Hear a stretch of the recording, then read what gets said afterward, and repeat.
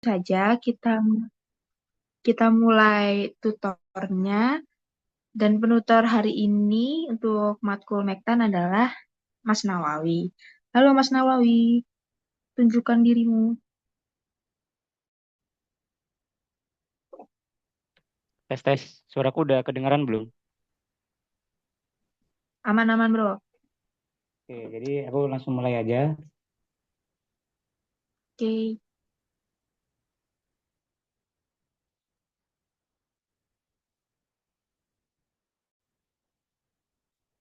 Udah kelihatan belum share screen-nya?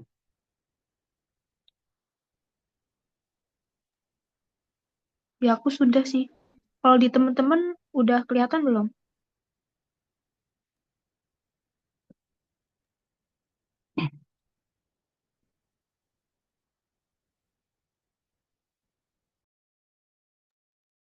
Oke, jadi udah kelihatan. Oke, aku mulai. Assalamualaikum warahmatullahi wabarakatuh. Selamat sore semuanya. Jadi kali ini melakukan tutor ETS Mektan. Ini ada soal Mektan 2023. Kebetulan waktu itu open book tapi hanya satu lembar A4, jadi cheat sheet gitu. Nah, soal yang nomor satu itu, yang pertama itu disuruh buktikan bahwa S sama dengan kali GS per E. Oke, jadi itu terus yang B itu disuruh nyari angka pori, berat kering sama derajat kejenuhan. Oke, jadi oke bisa dilihat di sini S ya bisa mungkin yang diajar Bu Firda bisa lihat PPT yang kedua. Oke, jadi yang pertama gitu kita eh, catat dulu. S itu kan derajat kejenuhan, terus W-nya itu water content, GS-nya itu specific gravity, sama E-nya itu void ratio. Terus perlu kita ingat bahwa eh, rho sama dengan massa per volume. Jadi rho ini sama dengan gamma W atau densitas air sama dengan eh, berat air per volume air. Jadi volume air sama dengan berat berat air per densitas. Untuk spesifik gravity-nya bisa dilihat kalau rumusnya itu WS sama dengan WS per PS kali gamma W. WS itu yang tanah ini, W solid. Terus selanjutnya kita catat juga kalau W, W ini kan water content. Water content sama dengan berat berat air per berat solid atau berat tanah. Terus kalau void ratio itu sama dengan VV per VS. PV itu ini volume udara atau air sama volume air per VS. VS-nya itu volume solid. Setelah udah dicatat, dicatat juga buat ininya.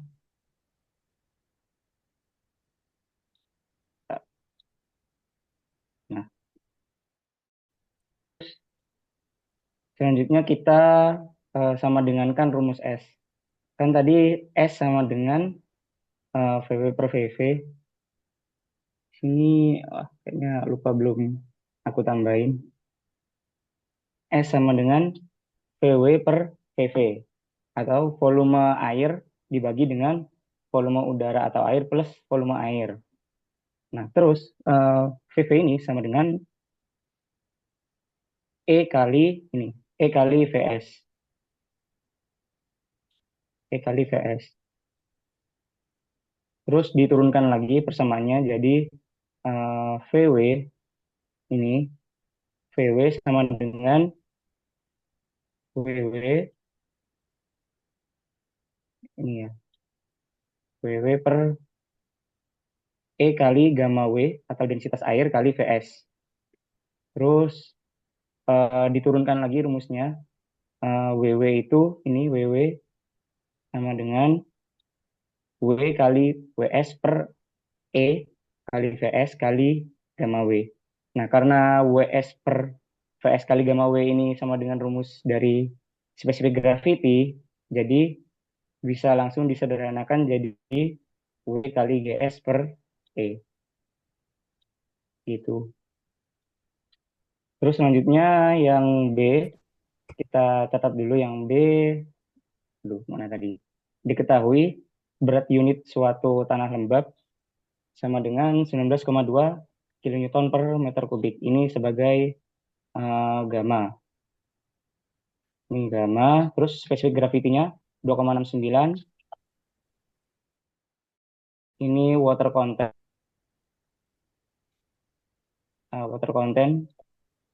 sorry, sorry. Terus kita disuruh nyari E. Yang ini kita disuruh nyari E. Terus ini gamma dry atau gamma saat kering. Sama disuruh mencari nilai S atau derajat kejenuhan.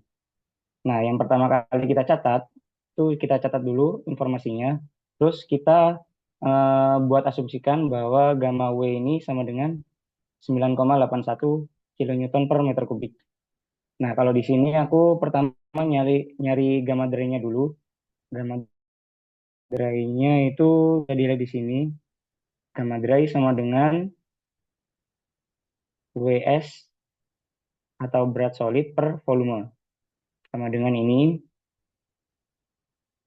sama dengan GS per ini 1 plus E kali gamma W.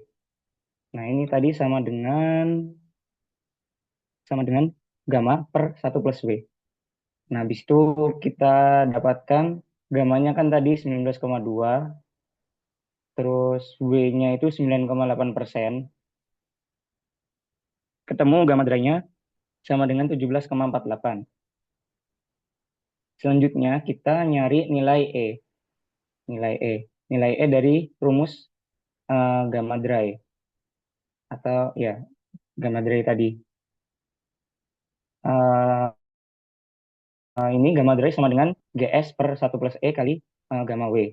Sama dengan gamma dry-nya tadi kan ketemu 17,48. Terus GS-nya tadi 2,69. 2,69. Terus E-nya yang kita cari. Terus gamma W-nya tadi 9,81. Terus ya udah kita hitung aja ini dikalikan ke sini. Ya, ketemu 17,48 plus 17,48 E. Sama dengan 9,81 dikali 2,69. Terus ya udah ketemu 17,48 E sama dengan 26,3889 dikurangi dengan 17,48. Ya ini dipindah ruas, bukan dipindah ruas sih, di plus min lah. Yang di sini minus 17,48, di sini sorry, sini min, sini ya, ya ini oh ya sini min, sini plus, eh kebalik, ya pokoknya gitulah. Terus ketemu E-nya sama dengan ini sudah dikurangin 8,9089 dibagi dengan 17,48. Ketemu E-nya sama dengan 0,509 sama dengan 0,51. Selanjutnya kita bisa mencari nilai S dari persamaan yang nomor satu tadi. Nah ini, S sama dengan W kali GS per E. Ketemu W-nya itu tadi kan 9,8% atau water content. Terus GS-nya tadi spesifik gravity-nya 2,69. Terus E-nya ketemu 0,51. Habis itu udah dihitung ketemu 0,517 gitu. Sebenarnya ada yang mau ditanyakan dulu tentang yang nomor satu sebelum lanjut ke nomor dua.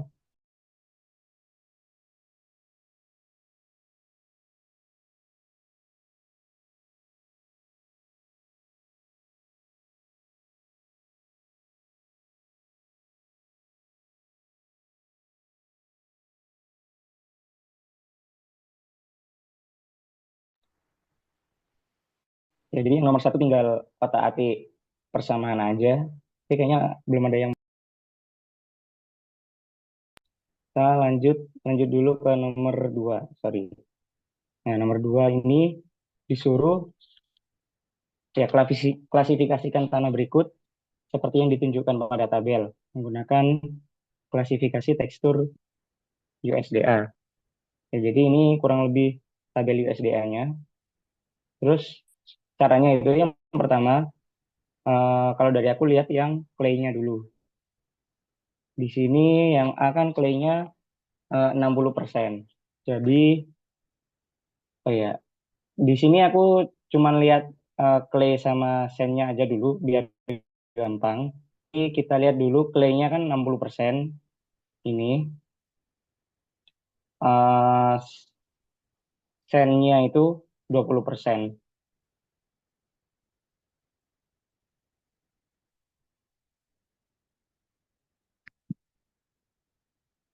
Oke, jadi habis itu yang A kita tarik garis, ini yang 20% mana?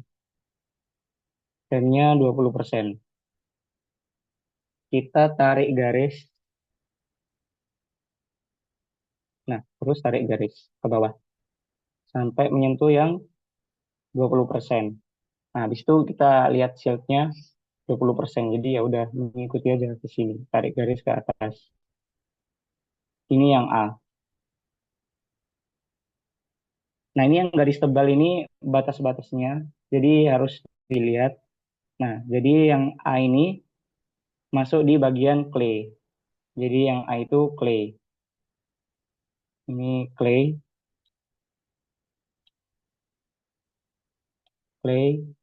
Terus lanjut ke yang B. Kita lihat clay-nya dulu. Clay-nya 4%.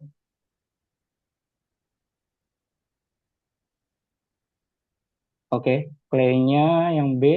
Kita lihat 40% clay sama 55% sand. 40% clay sama 55% sand. Kita tarik garis dulu, thread, terus kita tarik ke bawah sampai yang 55% sand. 55 kan kurang lebih ada di sini ya. Terus ya udah kita tarik garis gini. Nah, terus shieldnya 5%. Sorry. Shieldnya 5%. Nah, ini yang B. Yang B, yang B berarti masuk sandy clay. Ya, di sini ya batasnya. Terus kita lanjut ke yang C. Yang C 20% clay, 45% sand. 20% clay sampai 45% sand. Ini 45 di sini. Terus kita tarik garis red sampai 45. 45 sini. Sorry, kelebihan.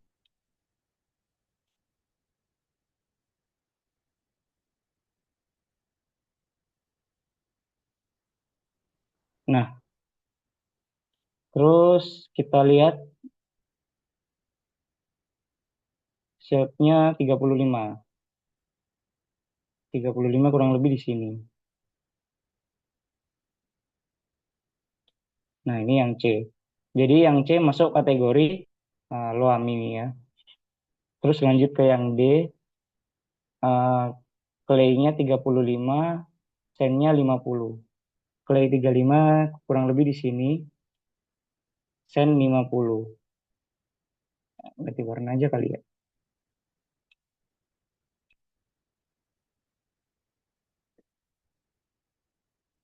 35, sand-nya 50. Oke.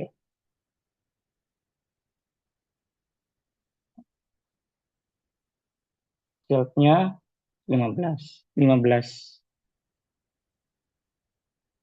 Nah, ini 15 15. Ini berarti yang D. Yang D berarti masuk kategori ini Sandy Clay Loam. Ini yang D. Terus lanjut ke yang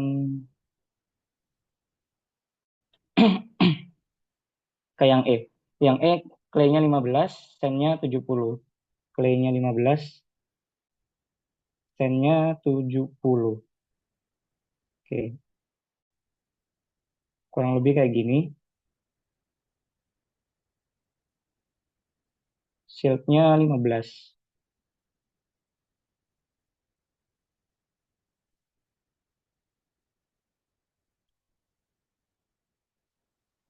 Nah, ini yang D. Berarti yang D masuk Sandy Sandy Loam. Oke, kita rekap dulu. Yang A tadi masuk kategori clay, yang B masuk kategori sandy clay. Nah, aku singkat aja lah ya. Sandy clay. Yang C masuk loam. Yang D tadi masuk, nah yang D masuk sandy clay loam.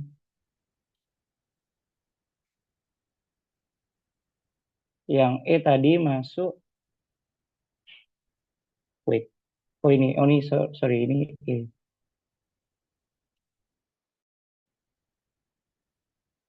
Nah ini E.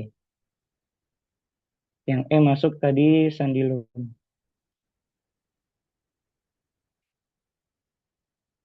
Sandy loam, oke. SL.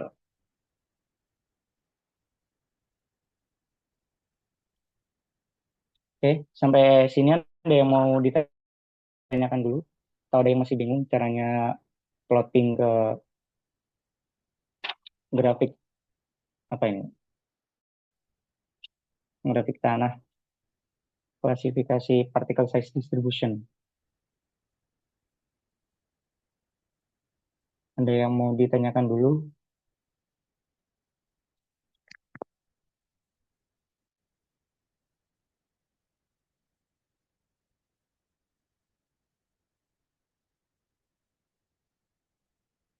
Oke, kalau nggak ada lanjut ke nomor 3. Wait, wait.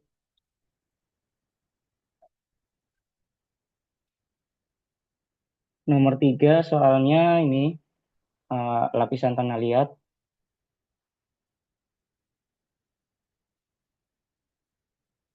Lapisan tanah liat kaku jenuh tebal 9 meter didasari oleh lapisan pasir.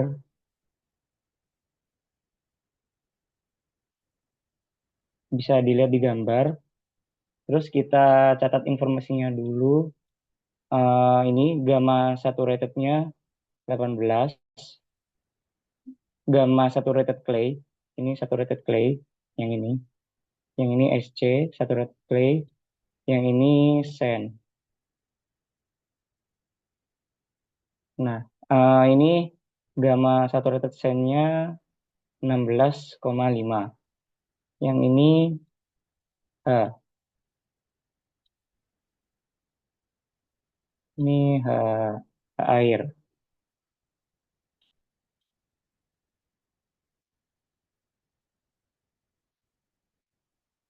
Terus kita disuruh mencari ini jika kedalaman penggalian maksimum kita misalkan adalah H, ini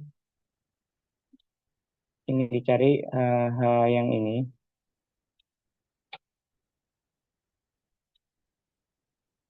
Nah, oke. Jika stabilitas titik A dapat diketahui, ingat bahwa agar heaving bisa terjadi maka efektif stres pada titik A haruslah 0.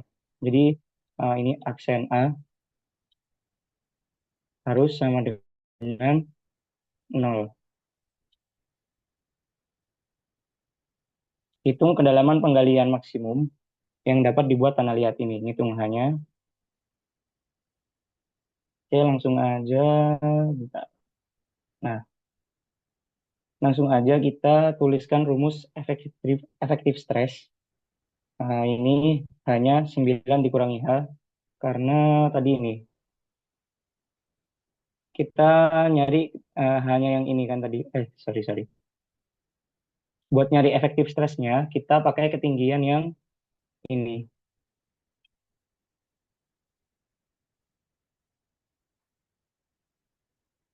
Ya, makanya 9 dikurangi dengan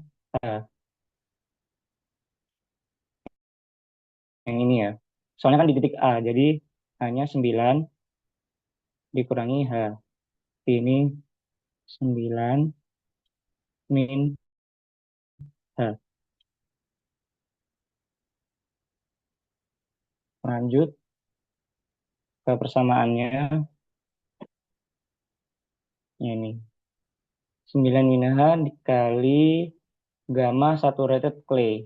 Kenapa menggunakan gamma saturated clay? Karena si titik A ini mengalami tekanan oleh si saturated clay ini, bukan yang di bawahnya, bukan yang pasir. Makanya dia pakai gamma saturated clay, pakai yang atasnya. Soalnya tekanannya kan dari bagian atas. Terus dicari sama dengan ini ketemu 9 min H kali 18. Terus kita nyari pore water pressure-nya di titik A. Ini pore water pressure. Pore water pressure. Habis itu hanya itu 3,6. Tinggi air tadi ya. Tinggi airnya tadi 3,6. 3,6 terus dikali dengan gamma W. Gamma W-nya itu selalu 9,81. Kita pakai 9,81. Habis itu ketemu per water pressure-nya 35,316 kilonewton per meter meter kuadrat, per meter persegi. Nah, terus tadi kan udah disebutkan jika efektif stres A harus sama dengan 0, maka efektif efektif stres A ini sama dengan stres stres A-nya ini kurangi dengan pore water pressure. Jadi 0 sama dengan 9 min H kali 18 dikurangi 35,316.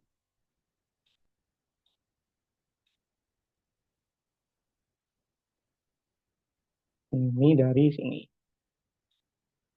Ya udah dihitung ketemu hanya sama dengan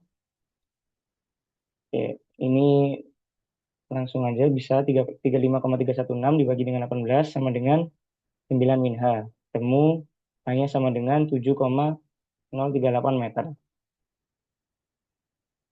Sampai sini ada yang mau ditanyakan dulu buat yang nomor 1, 2, 3.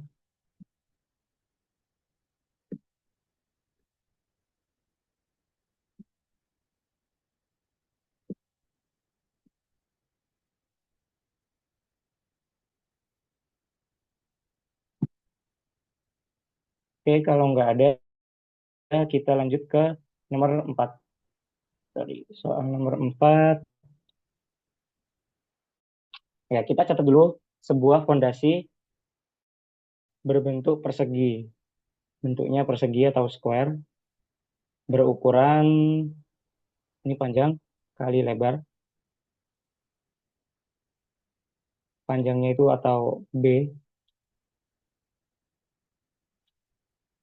Ya, ini mempunyai sudut gesek 20 derajat.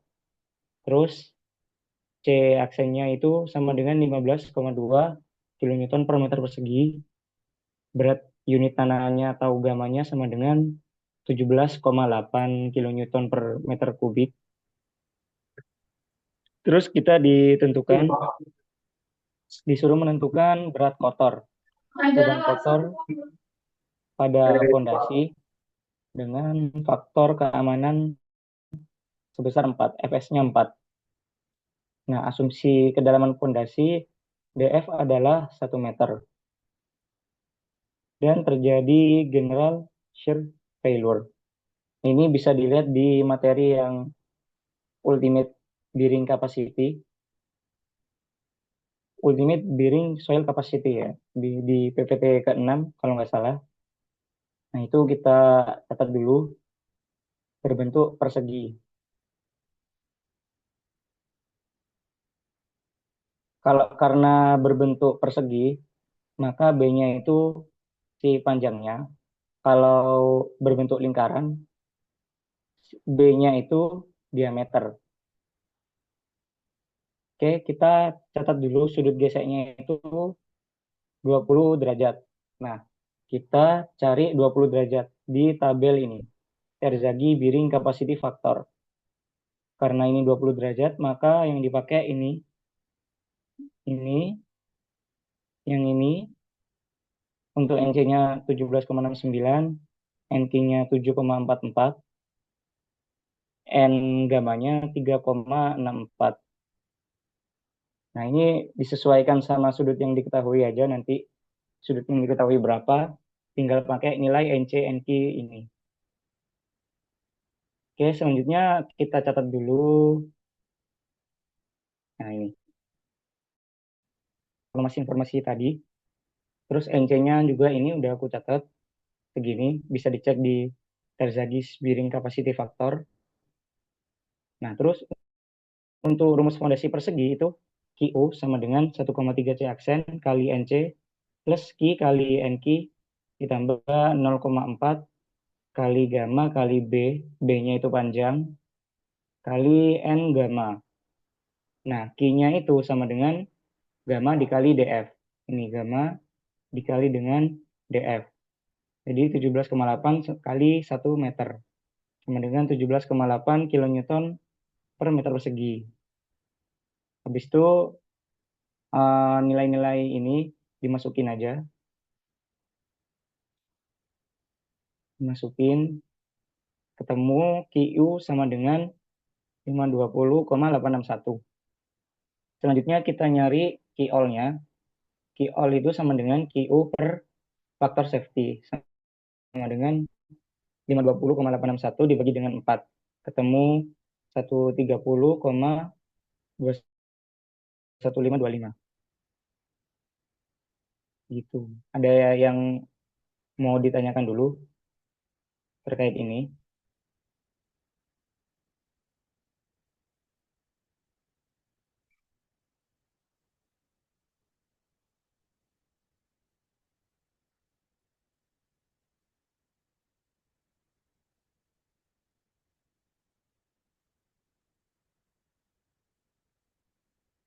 Oke, kalau nggak ada lanjut ke nomor 5.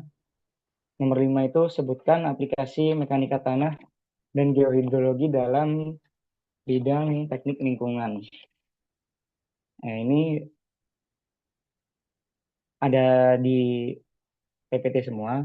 Yang pertama itu buat, ini aku sorry belum, aku lupa nambahin buat yang ini. Aplikasi mekanika tanah itu yang pertama untuk mengukur seberapa besar daya dukung tanah. Terus yang kedua untuk kayak mengetahui jenis-jenis tanah berdasarkan diameter ayakan tadi. Nah, selanjutnya bisa dicek aja di PPT, kayaknya PPT pertama. Ntar aku cari dulu.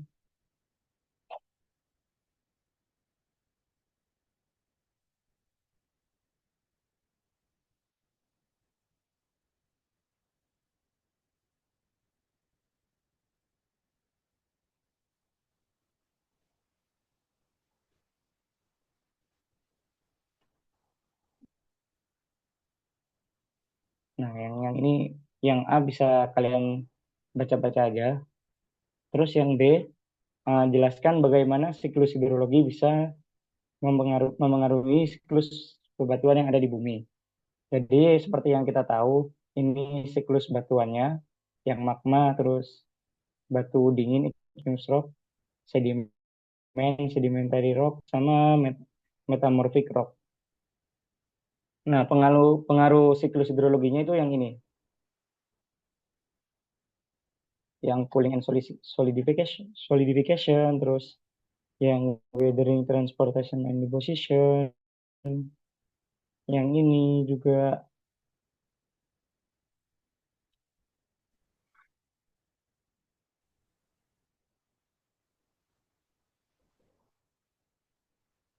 Ya, pengaruhnya bisa di situlah.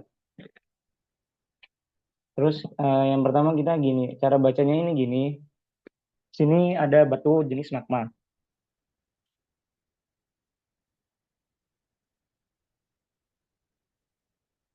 Nah, batu jenis magma ini kalau ada pendinginan dan solidifikasi atau kristalisasi, dia bisa jadi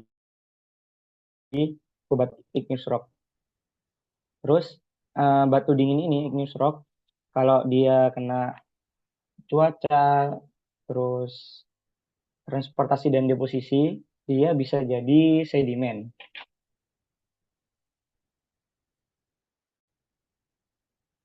Ya, bisa jadi sedimen. Habis itu sedimen kalau mengalami sementasi dan kompaksi atau litifikasi, dia bisa jadi sedimentary rock. Nah, sedimentary rock ini dia kalau kena ini juga apa? Weathering, transportation, and deposition, dia bisa jadi sedimen lagi. Terus si sedimentary rock kalau dia diberi kena atau kena panasan, dia bisa jadi batu metamorfik. Nah, batu metamorfik ini juga bisa kembali lagi jadi sedimen kalau kena ini. Ada cuaca, transportasi, dan deposisi. Nah, terus ini juga tadi batu dingin, kalau dia kena panas dan pressure, dia bisa jadi batu metamorfik. Terus kalau batu metamorfik ini dikasih mengalami melting atau pelelehan atau peleburan, dia bisa jadi bebatuan magma. Jadi itu aja yang karena udah dibahas semua, ini itu aja dari aku. Dari kalian apakah ada yang mau ditanya? Oke, teman-teman semuanya yang hadir di Zoom ini, mungkin kalau ada yang lagi dibingungin atau mungkin ada yang belum paham, bisa langsung aja ditanyakan mumpung lagi sesi tutornya nih. Nggak usah malu-malu, langsung open mic atau mungkin bisa lewat chat Zoom aja.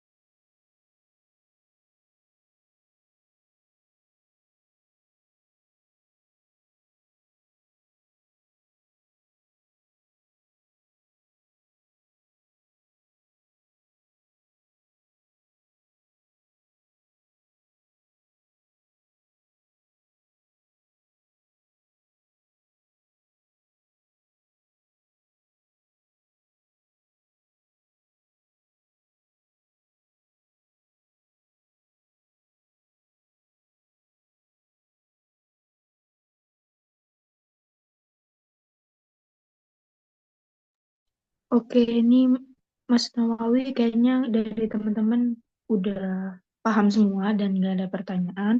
Apa mungkin diperbolehkan ya kalau misalnya tanya di luar Zoom ini via chat gitu mungkin.